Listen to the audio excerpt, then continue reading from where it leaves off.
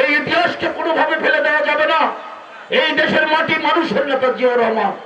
এই দেশকে মুক্ত করে জিয়াউর রহমান প্রমাণ করেছেন। শুধু স্বাধীনতার ঘোষণা দিয়ে পালিয়ে যান নাই জিয়াউর রহমান, শেখ মুজিবের মতো পাকিস্তানের কাছে ধরা দেন নাই। বন্ধুরা, শেখ মুজিব পাকিস্তানে পালিয়ে গিয়ে এই 9 মাস কোনো খবর রাখেন নাই, কিন্তু জিয়াউর রহমান স্বাধীনতার ঘোষণা দিয়ে এই দেশকে মুক্তি যুদ্ধ করে 9 মাস নিজের জীবনকে বাজি রেখে পরিবারকে তুচ্ছ করে এই দেশ স্বাধীন করেছে। এদেশের মানুষ জিয়াউর রহমানকে আজকে প্রাণ ভরে দোয়া করে, এবং একজন মানুষ বাংলাদেশে যার চরিত্র নিয়ে কথা বলার মতো সাহস নাই কারণ।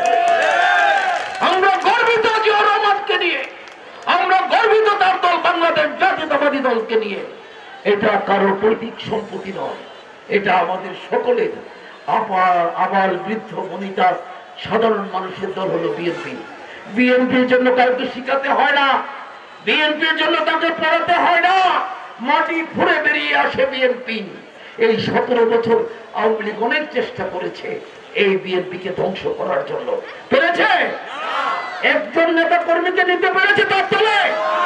বন্ধুরা, নিতে পারে নাই, কারণ একটাই, এটা হলো আদর্শ। এই আদর্শ আমাদেরকে অনুপ্রাণিত করেছে।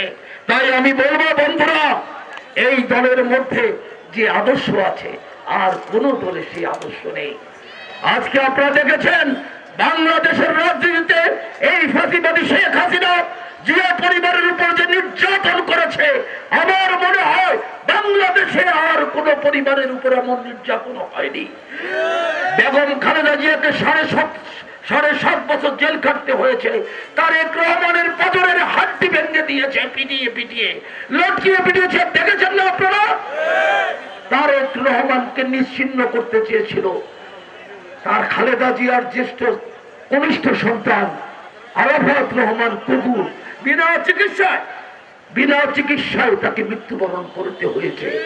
শেখ হাসিনা তাদের পরিবারের উপরে যে নির্যাতন করেছে, আমি জানি না শেখ হাসিনা হয়তো আজকে ভারতে পালিয়ে গিয়ে কি জানি কি জবাব দিবে, আমি জানি না।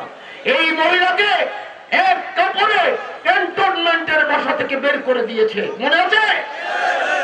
আল্লাহর মায় দুনিয়ার মায়।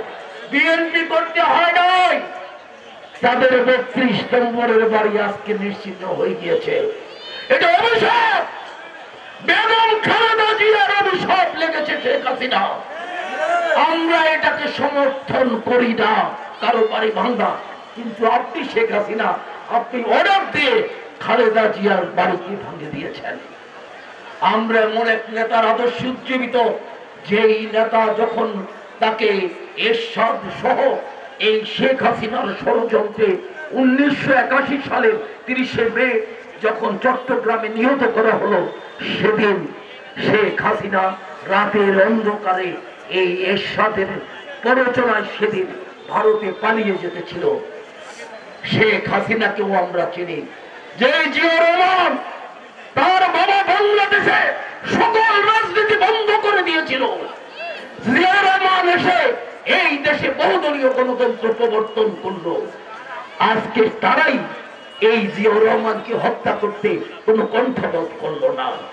এরশাদ, শেখ হাসিনা মিলে জিয়াউর রহমানকে এবং ভারতীয় আধিপত্যবাদের দোসরেরা জিয়াউর রহমানকে হত্যা করলো। বন্ধুরা, আবার হত্যা করে তারা মনে করেছিল জিয়াউর রহমানকে হত্যা করলেই বাংলাদেশ জাতীয়তাবাদী দল হয়তো নিশ্চিহ্ন হয়ে যাবে। বন্ধুরা আমার, আমরা কি দেখলাম? বন্ধুরা, আমরা দেখলাম জীবিত জিয়ার চেয়ে মৃত জিয়া কত বেশি শক্তিশালী। এরপরে দেশে ভোট হলো।